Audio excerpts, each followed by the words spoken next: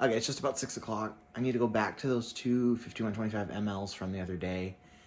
They're actually not that far from the house, but I gotta go to the shop this morning because I dropped my laundry off and then they're doing the open enrollment questionnaire thing. So I need to be a part of that. So I'm gonna be there this morning.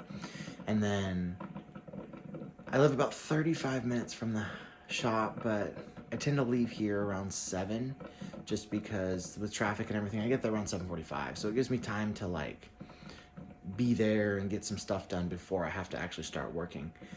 And it's kind of nice because we don't start work till 8. Like some days I start a little earlier, but when I worked for the construction company in Texas, I lived kind of far away from there, so I'd have to leave the house around 4:45 or 5. So that was a lot. So it's kind of nice to be able to sleep in a little bit. I don't get up as early and not have to leave as early.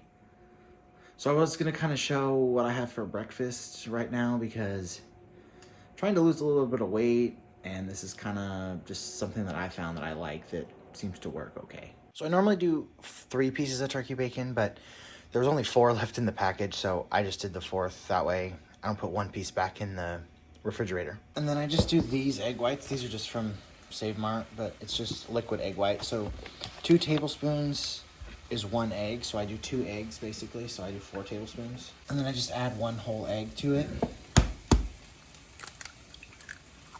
That way it's just like a little bit more filling. So it's basically 3 eggs, just only 1 yolk. So I probably drink too much coffee. I drink a fair amount. So I found this, when we moved into this house, I found this little Mr. Coffee Jr. It was $4 on Facebook. So I make about 3 cups of this, and this is for the road. And then I usually have an espresso with hot milk for breakfast, which yeah, it's probably not the best. But so then I add a 1/4 cup of cottage cheese, which sounds kind of weird, but I kind of mix it with the eggs and it helps add extra. And I don't know, I like it. It's about 8:45. We got the parts we needed loaded up. We got our uniforms done. We got our questions answered from the open enrollment. So we're headed back to work at those 2 tractors. So it's about 55 minutes from the shop. Okay, so we're back on this machine. Spoke with DTAC. Basically, I was doing the calibration wrong, which I didn't know that. So we're going to go through and see if we can get the calibration to pass, which I'm sure that's what the problem was. Then put this one back together, which is not that much stuff. That one needs a DEF pump. And then the same customer on the other side of this orchard, they have another machine that they replace the DPF on. So we have to do a calibration through Service Advisor. Okay, so this is all done. That was a lot. That was kind of a huge struggle. I didn't realize you were supposed to do it through the dash, but you have to do it through the dash in tech mode. You have to push the button and you have to do the turn signal, and it's a lot, but it worked. That was the calibration. So now I just got to put it all back together and we'll work on the DEF pump. All right, so we got all this back on. This can take some time just because these steps get bent. Like this one's, you can see it's bent, and then the bolts just don't want to line up. So it's kind of a pain in the butt, but all that shield and everything's held on. And this is kind of attached to, like right there, to the steps. So it's kind of a pain in the butt. So we gotta put the wheel on. It's 405 foot-pounds is the torque. And then these are called wheel ballasts, not wheel weights. And those are 159 foot-pounds for those bolts.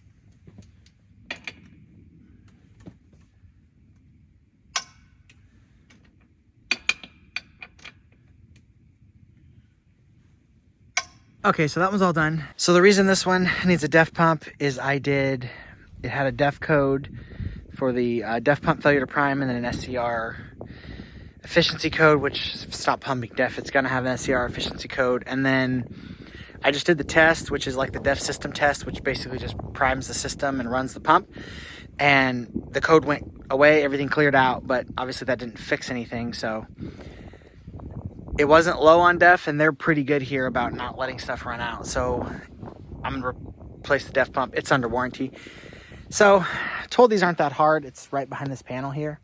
So I'm gonna see how hard it is to do. Okay, that was a huge pain in the butt. So you cannot get it out without dropping the tank. You don't really have to take the tank all the way off, but there's 2 crossover hoses. There's one right there, and then there's one that goes through here because there's a tank on the inside. So you have to pull that off, drain it, pull the bottom. And then I got the DEF pump out, and that was a big pain in the butt. So hopefully it won't be too bad to get it back together because it's starting to get dark and I don't want to be out here at dark because it's really bad. Okay, it's done.